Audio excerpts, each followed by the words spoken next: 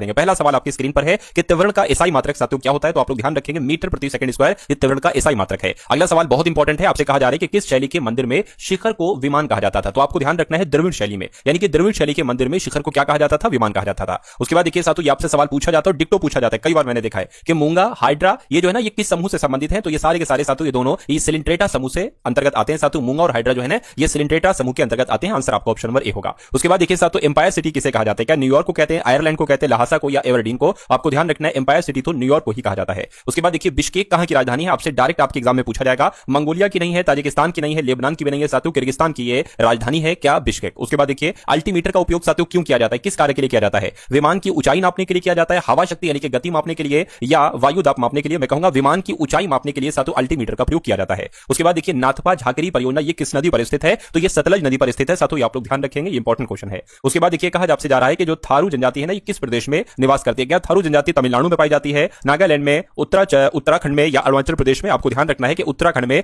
थारू जनजाति साथियों पाई जाती है। उसके बाद देखिए अगला सवाल आपकी स्क्रीन पर है कि संघ संविधान समिति के अध्यक्ष कौन थे, तो अगर बात करते हैं साथियों JL नेहरू की यानी कि जवाहरलाल नेहरू की अगर बात करते हैं तो पंडित जवाहरलाल नेहरू ही संघ संविधान समिति के अध्यक्ष थे। संथाल विद्रोह की अगर बात करें तो इसका नेतृत्व किसके द्वारा किया गया था, भगत जवाहरमल के द्वारा नहीं, अली मुस्लियार के द्वारा, बिरसा मुंडा के द्वारा नहीं साथियों, सिद्धू कान्हू के द्वारा ही संथाल विद्रोह का नेतृत्व किया गया था। उसके बाद देखिए उच्च न्यायालय की रिट जारी करने से संबंधित कौन सा अनुच्छेद है, तो मैं कह सकता हूं साथियों अनुच्छेद 226 की जब हम बात करते हैं ये उच्च न्यायालय की रिट जारी करने से संबंधित है। सही जवाब आपका ऑप्शन नंबर डी होगा। अगला देखिए क्षेत्रीय ग्रामीण बैंक का प्रारंभ साथियों कब हुआ था मुझे बताइए, तो आपको यहां पर ध्यान रखना है 1975 में ही क्षेत्रीय ग्रामीण बैंक का प्रारंभ हुआ था। उसके बाद देखिए साथियों वोक्सवैगन ये किस देश की प्रसिद्ध कार की कंपनी है, तो यहां पर अगर बात करें कोरिया, अमेरिका, जापान, जर्मनी, मैं कहूंगा जर्मनी देश की प्रसिद्ध कार की कंपनी है, इसका नाम है वोक्सवैगन। उसके बाद देखिए भ्रष्टाचार धारणा सूचकांक कौन सी संस्थान जारी करती है, तो आपको यहां पर मालूम होना चाहिए अगर बात करते साथियों इस सवाल की, तो ये इंपॉर्टेंट क्वेश्चन है साथियों, विश्व आर्थिक मंच या विश्व बैंक, ट्रांसपेरेंसी इंटरनेशनल, ये आपको ध्यान रखना है ये इंटरनेशनल है साथियों, है ना, इंटरनेशनल ट्रांसपेरेंसी इंटरनेशनल की अगर बात करते हैं तो भ्रष्टाचार धारणा सूचकांक यही संस्था जारी करती है। उसके बाद देखिए अगला सवाल है, आपसे कहा जा रहा है कि भारत माता का शेर के साथ ध्वज लिया चित्र ये किसकी कृति है, तो ये किसकी कृति है साथियों, सतीश गुजराल की, अमृता फारूक बेग की, अवनींद्रनाथ टैगोर की, मैं कहूंगा अवनींद्रनाथ टैगोर की ये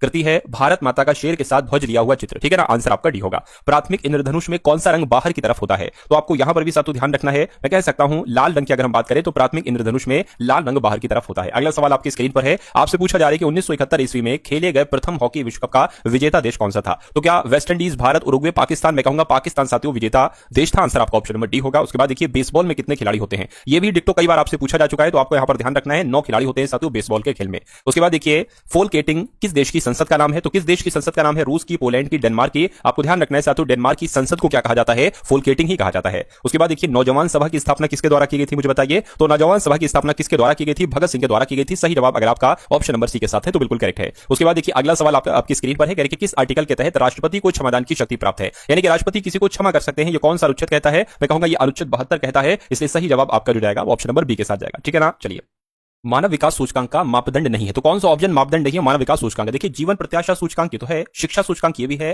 उसके अलावा अगर बात करते हैं आय सूचकांक, इनकम इंडेक्स ये भी है, भुखमरी सूचकांक नहीं है, अब नहीं है साथियों, तो यही आपके सवाल का जवाब होगा। किस समिति की अनुशंसा पर SBI की स्थापना हुई थी, आपसे यहां पर पूछा जा रहा है, तो आपको यहां पर ध्यान रखना है साथियों गोवा लाला समिति यानी कि एडी गोवा लाला समिति की जब हम बात करते हैं तो इस समिति के अनुशंसा पर ही SBI की स्थापना हुई थी। उसके बाद देखिए विश्व दृष्टि दिवस साथियों कब मनाया जाता है, तो ये मनाया जाता है साथियों 11 अक्टूबर को। कब मनाया जाता है साथियों, 11 अक्टूबर को मनाया जाता है।